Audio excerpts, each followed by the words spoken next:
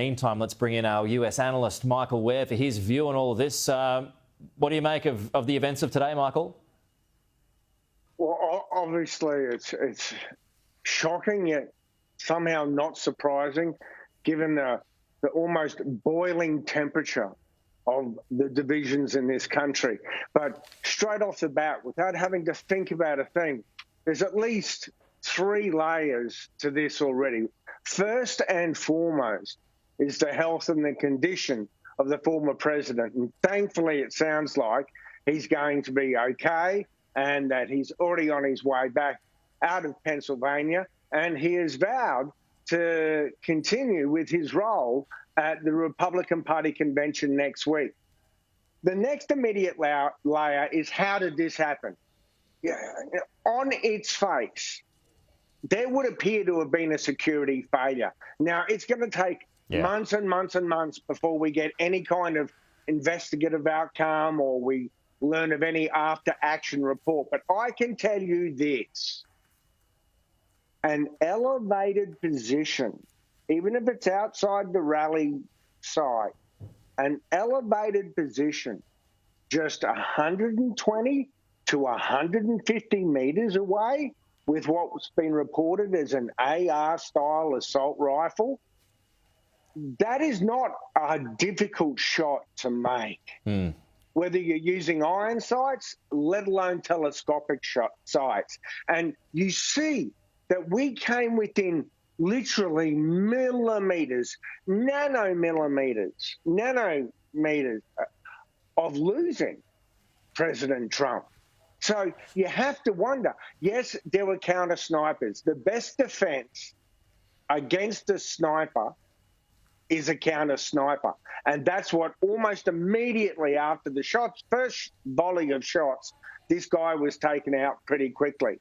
That's the best defense. But the question is, an elevated building within such easy range, not only why weren't there permanent eyes on that building, why wasn't there someone occupying that building?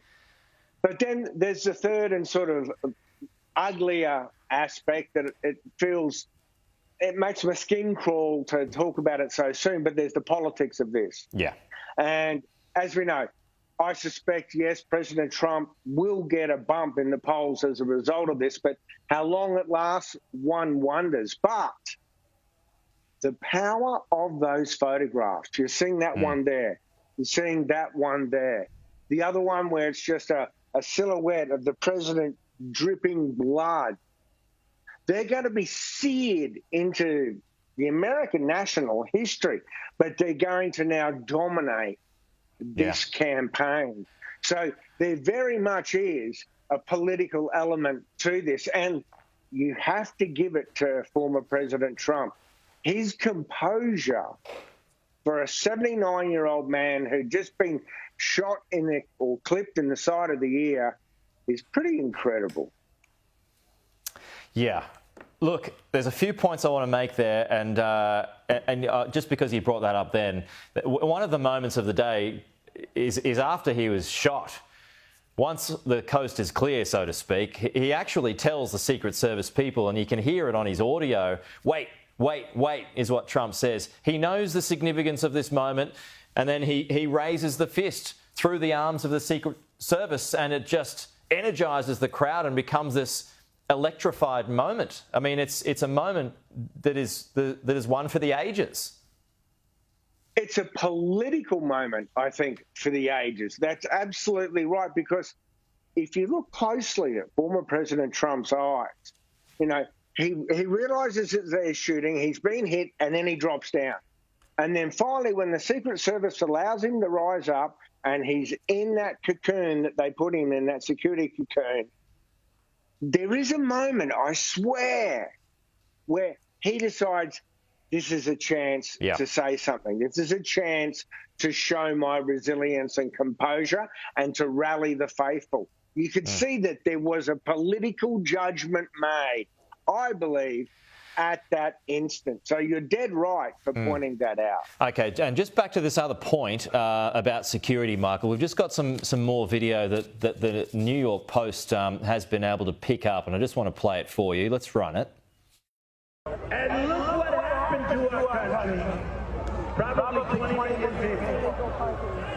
And you know, that's a little bit... He's going down! He's on the roof! He's going down!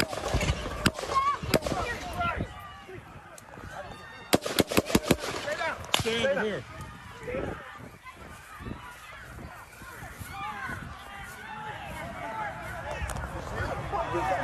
He's on top of the roof. Don't go over there.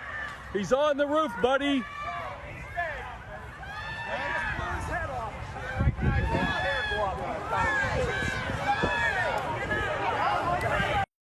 So, I mean, that's just quite compelling, isn't it, Michael? But further to your point there about security checks. And, you know, I've been to a whole bunch of these rallies and it's usually locked down. There's security sweeps and everything. It takes a long time to get into them.